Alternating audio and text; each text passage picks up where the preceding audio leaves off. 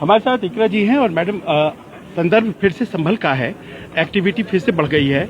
नाप हुआ है अब वहाँ के सांसद के घर का और साथ ही साथ वहाँ गिरफ्तारी हुई है जमा मस्जिद के जो चीफ प्रेस्ट हैं उनका। इन सब पर आपकी क्या प्रतिक्रिया है? देखिए, हम लोग समाजवादी की तरफ से प्रतिनिधि मंडल भी वहाँ पर गया था और वहाँ पर जो लोग हैं वो नहीं चाहते हैं कि कोई विवाद हो। लोग सब कोऑपरेट करने के लिए तैयार थे। प्रशासन से हम मिले, हमने मांग करी थी कि उस वक्त जो वहाँ पर नामजद जो तहरीर थी उसके अलावा भी 97 लोग अज्ञात में लिखे हुए थे। तो हमने उनसे यही गुजारिश करी कि भाई सब लोगों को इस तरीके से प्रताड़ित करके परेशान ना किया जाए। लेकिन ऐसा लगता है कि सरकार लगातार संभल को वो प्रयोगशाला बना रही है जिससे उन्हें ये नफरत की राजनीति का लाभ मिल सके। तो उसी के तहत ये सब कार्रवाई वहाँ पर लगातार हो रही है। हमारे वहाँ से सांसद हैं, उनको लगातार परेशान किया जा रहा है, कभी बिजली के बिल पे, कभी उनके घर पे, कभी कुछ। आप ये बताइए, एक व्यक्ति का बिजली का बिल अचानक से 2 करोड़ कैसे हो गया? अगर था तो पहले से जांच होती इन सब चीजों की, और इतना बढ़ने क्यों दिया आपने? आप आज जांच कर रहे हैं, अचानक से कैसे 2 करोड़ का आपने उन पर जुर्माना लगा दिया?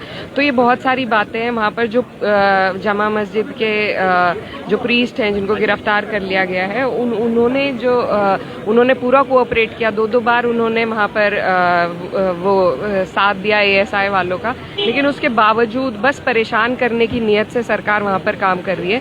तो इसकी मैं बहुत निंदा करती हूँ और हमें बस यही हम सरकार को कहना चाहते हैं कि जब अमन रहेगा तो तभी सबकी तरक्की है, तभी देश का फायदा है, और इस तरीके से जबरदस्ती प्रशासन और सरकार वहाँ पर लोगों को परेशान न करे। सरकारी पक्ष इस बात को लेकर सामने आता है कि कोई भी एडमिनिस्ट्रेटिव कदम भी उठाया जाता है, जैसे गिरफ्तारी को, वो कहते हैं कि ये एडमिनिस्ट्रेटिव कदम है, हमने उठाया है, जरूरत है, लेकिन उसे हमेशा कम्युनल टिंज के साथ दिखा जाता है। कहा जाता है कि सांप्रदायिक तरीके से, या फिर आपने कहा प्रयोगशाला बनाई जा रही है। क्या हर चीज में बिजली का बिल उसको भी इसी तरह से देखेंगे तो कैसे काम चलेगा? नहीं, देखिए, शुरू से ही इसको कम्युनल टिंज दिया गया था। मस्जिद की खुदाई की बात चल रही थी वहाँ पर, तो उस पर कम्युनल तो वो अपने आप ही है एक मुद्दा, और उसको जिस तरीके से वहाँ के जो प्रशासन वाले लोग हैं उनके हम आए दिन कहना नहीं चाहिए, लेकिन कोई भी अधिकारी है तो वो संविधान के प्रति उसका रुझान होना चाहिए। लेकिन लगातार हम रोज वीडियो देखते हैं, बयान देखते हैं, वहाँ पर जो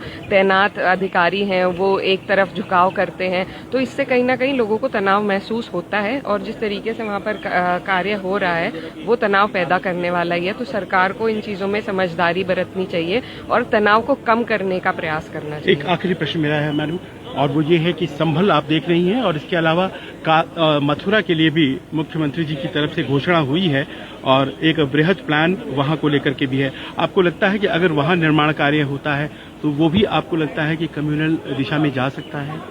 देखिए, लगातार हम यही बात कर रहे हैं कि मंदिर और मस्जिद से ऊपर आज हम वित्तीय विधेयक पे बात कर रहे थे। हमारे देश में मजदूरों के क्या हाल है, उनके न्यूनतम वेतन कितना है, इस पर कभी सरकार ने बात नहीं करी। किसानों की आय दोगुनी की बात थी, आज उन्हें GST उनके उपकरणों पर भी भरनी पड़ रही है। तो ये सारे तमाम मुद्दे जो बुनियादी हैं जिनमें सरकार कुछ कर सकती है, अगर मंदिर और मस्जिद ढूंढेंगे तो इसका कोई रोक नहीं है। उसके बाद आपको बौद्ध मंदिर मिलेंगे, उसके इस खुदाई का कोई अंत नहीं है, और इससे सिर्फ देश में तनाव पैदा होता है, सांप्रदायिकता को बढ़ावा मिलता है। तो हम इस पक्ष के हैं कि सरकार को इन चीजों से बच के उन चीजों पर ध्यान देना चाहिए जो हमारी बुनियादी जरूरतें हैं, हमारे लोगों की बुनियादी जरूरतें, और अपने आप सारे विवाद खत्म हो जाएंगे। विवाद पैदा करने वाला प्रशासन और सरकार है, उनको इन चीजों पर ध्यान नहीं देना चाहिए।